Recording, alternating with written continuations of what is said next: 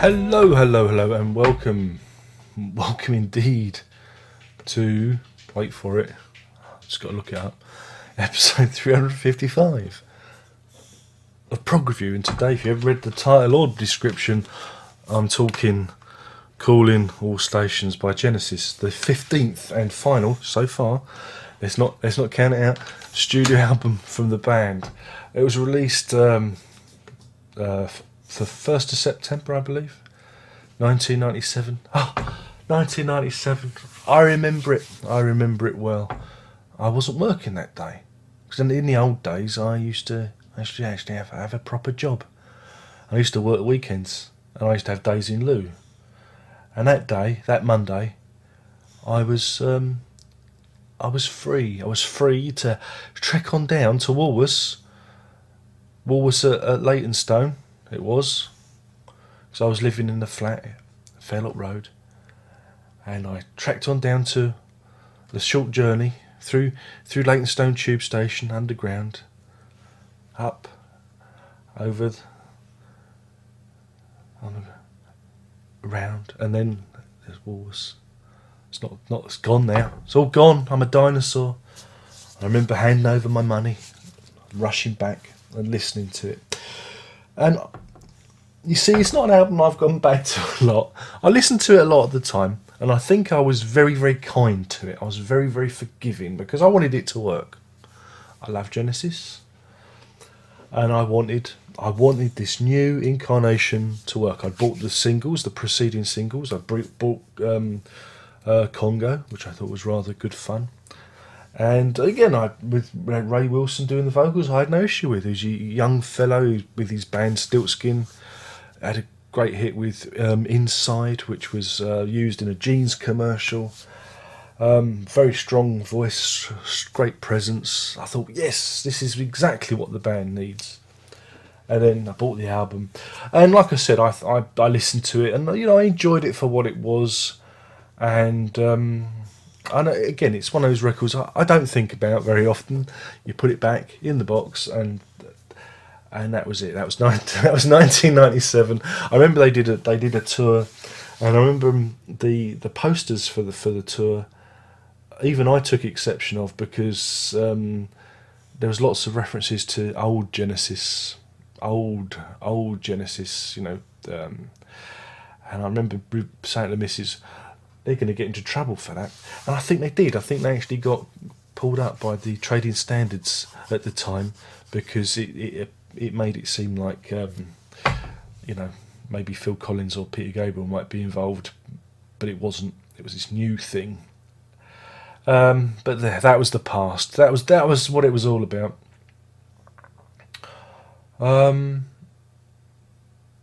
Yeah, I mean,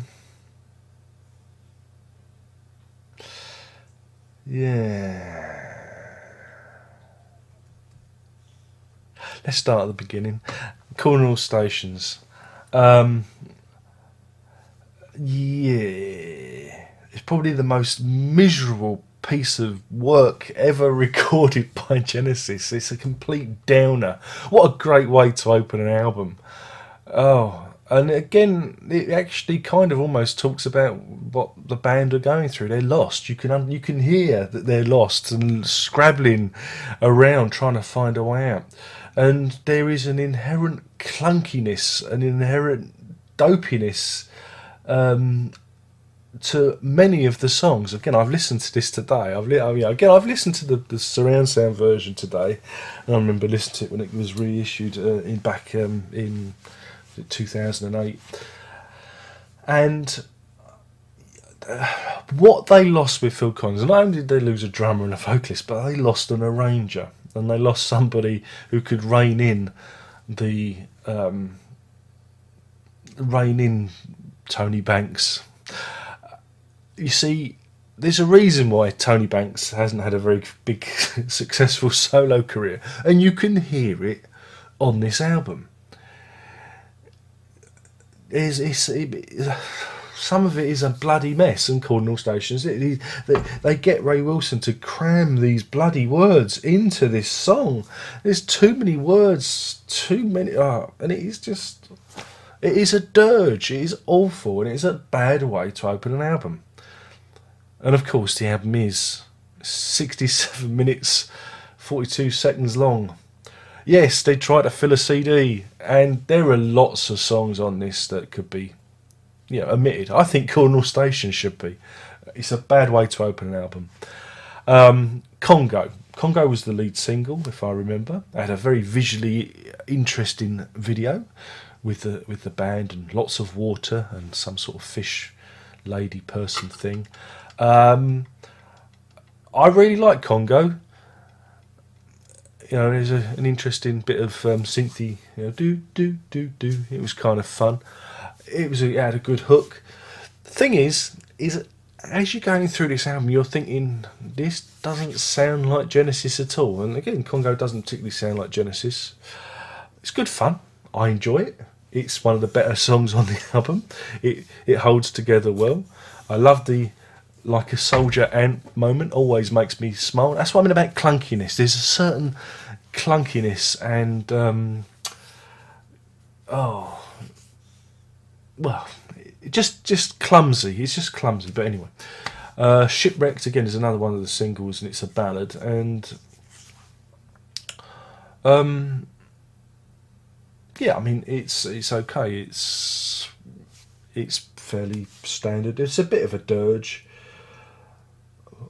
A lot of these songs, they kind of lack any kind of hook.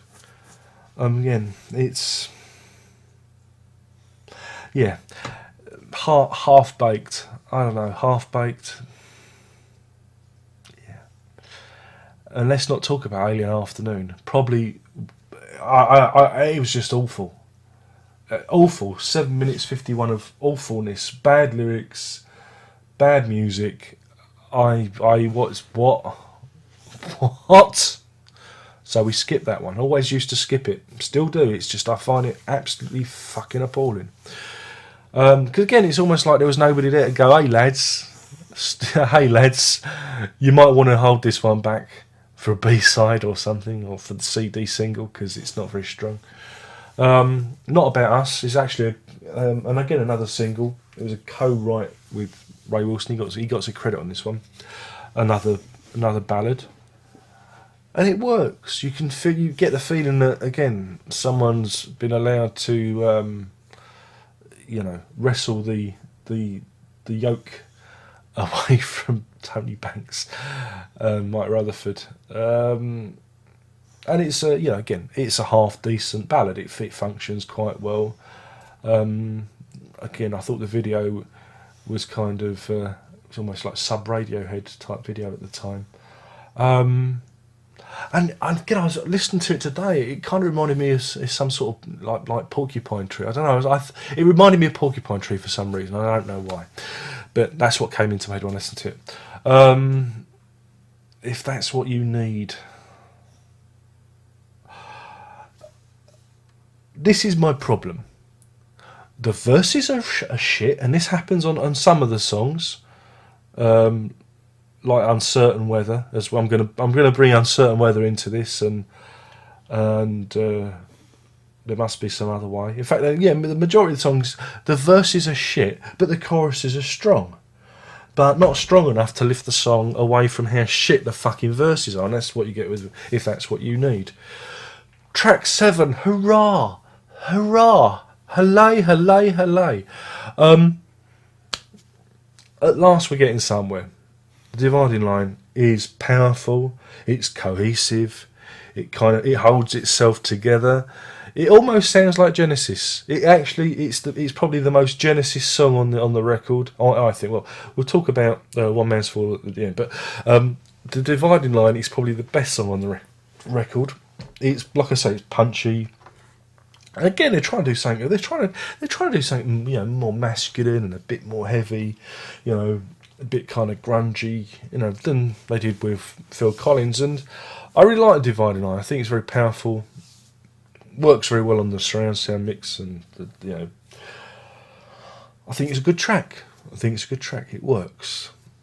Uncertain Weather again. Uncertain Weather, what a terrible bloody title for a song.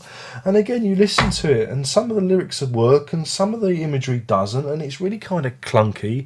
And then the verses are bad, and the choruses are quite good, and you just come away from it thinking that just needs more work. Needs more work. Small Talk, absolutely fucking absolute bag of shite, really. Another really don't talk back. Oh, don't. Just don't say anything. Throw that one off the record. There must be some other way. Fairly standard rock song. Yeah, it's okay. It's not brilliant. It's okay. It's okay. It'll do. That'll do, pig. And at the end, we're going for One Man's Fool. And the last 3 minutes of that song, you almost get a glimpse of Genesis. You almost get, again, another glimpse of Genesis when he's talking about, one man's meat is another man's poison or whatever it is. I can't even be bothered to to quote it properly, but you hear the big chords, you hear the vocals and the guitar, and you think, hey, that's almost Genesis. That is. And it is, but you take a lot. It's a long way to get there. As an album, it is a mess. It is an absolute. I mean, I was very forgiving to it at the time. I thought, yeah, this is a brave new start for the band. Yeah, whoa. But on subsequent reflection, it is probably one of the worst albums ever. It is really, and that's a shame because the talent involved, and I think it's a great shame for poor old Ray Wilson. Excuse me, Ray Wilson, who's got a fine voice, and I think again, if they'd have actually involved him more in the recording writing process, I think you've had a better, more cohesive record. Again, second album. If there'd have been a second album, they might have settled down. But you do get the feeling that a lot of the songs were written and ready, and it was like, here you go, sing this. And that's really not what Genesis was about. Genesis was about everybody having a hand on the tiller and moulding the overall sound. And you don't really get that here. You do get the feeling it is a Banks Rutherford production with Banks, steering the ship more. So it's interesting because with the singles there were a lot of B-sides, and some of the B-sides were quite interesting. But you wonder how the B-sides, like I say, some of the B-sides, I think, run out of time. Was it Nowhere Else to Turn? There's like, I had all the singles. I actually bought all the singles when they came out, and I sold them all. Yeah, some of them were pretty cool, and you just wonder how they didn't make the album, and some of the shit that ended on the album did. My goodness, yeah. I mean, it was. I do remember defending it at the time. I do remember defending it, but this is back when the early days of the internet. I remember. This is when you used to hang around news groups and things like that. My God, remember those? And I remember one of the big criticisms was a lot of the songs fade out. I remember, and a lot of people was going, "Oh yeah, a lot of songs fade out." And you think, well, quite a few Genesis songs fade out. And I thought it was a really unfair criticism.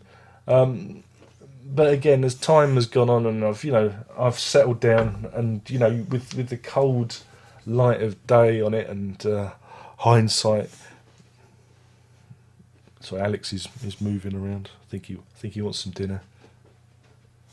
You all right there, son? You got an itch? He's got an itch. Itchy chin. I hear him scratching. Stop it. Shh. Shh. Shh.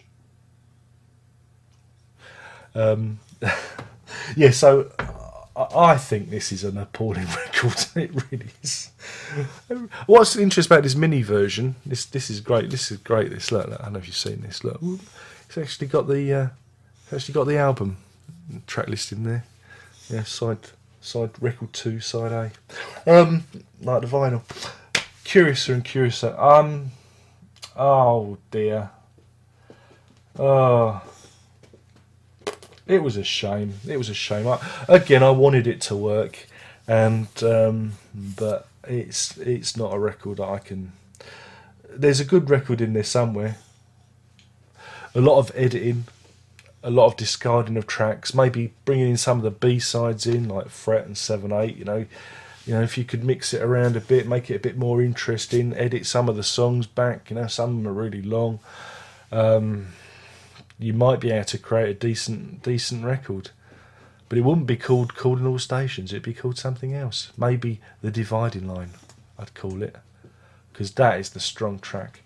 In terms of us as a rating, I'm gonna give this one man's fool out of 5. That's one man's fool out of 5. It works. It writes itself. Yeah, and like I said, I think it was a great shame what happened. I think Ray Wilson got treated appallingly subsequently by the band. But that's what happens when you deal with those people from Charterhouse, because remember, they are our superiors. They were bred to be captains of industry and are therefore better than us. Remember that. But yeah, it's a funny old record, isn't it? It's a funny old record. But yeah, that's it. I've got nothing else. I'm done. Got nothing else to say. So yeah, that's it. I know a lot of you have been looking forward to this review. Can't think why. But I mean, again, if you'd have asked me in 1997, I'd have probably given it a 3. I'd have probably said, yeah, this is exactly what the band needed to do, because I was young and stupid. But no, I was thinking that it was a very brave move, but being brave don't make a good record, if you know what I mean. And it's not a good record. And again, it suffers the same way as We Can't Dance suffer. It's very long, and We Can't Dance needs a few tracks trimmed off of it, and same as this one even more so. But there you go. It was an experiment. It was one that didn't go wrong. It effectively killed the band, which is a great shame. And who knows? Never write off a band. I never thought that Van de Graaff Generator would get back together, but they did. And they've recorded albums. I'm not saying that Genesis are going to get back together. I'm not saying they're going to record an album. But you never know. We're not dead yet. And who knows? Stranger things have happened, haven't they? Like King Crimson doing a greatest hits tour. Never saw that one coming, but it's happening, and it's happened, and happening. So there you go. The world of prog rock is unpredictable. And with that, I'm signing off. My name's Derek. I've been talking about Calling All Stations, the very last album from Genesis, as far as we know. If you're seeing this in the year 25, and Genesis have gone on to clone themselves and have recorded 30 more albums, I'm sorry I made a mistake, alright? I'm long dead. My bones, ashes on the breeze. That's it. Only one more thing to say apart from, I'm going to do it. I don't care what you say. You've got your twit faces for all your social media happenings. Do follow me, and you can tell me what you want me to talk about when I ask. There's also my music at music.darrenlock.com. Hey, downloads are just £2. £2. Hey, cheaper than iTunes, and you get it in FLAC, whatever that means. And of course, there's the Patreon, www.patreon.com/lock. Oh, the music is music.darrenlock.com. Did I do that? You got Patreon, www.patreon.com/lock, where you can hand over your money, and I will do my best to endure and continue and entertain you in the way that you enjoy or see fit or whatever. Just more of the same, basically. But yeah, that would be very nice, please. Thank you. And with that, I'm going to toddle off. There's plenty more things. I've got a stack of stuff to listen to, and I'm falling behind. When you just don't fancy listening to stuff. I'm in one of those moods, and because I'm concentrating on, I'm trying to do some other things, but but I've got to carry on listening. with that, I better go because I've witted on far too much. This is a big one. But it's Genesis. I love talking about Genesis because they're my faves, aren't they? They're my faves. Right, go on, piss off. I got more thing to say. Prog on.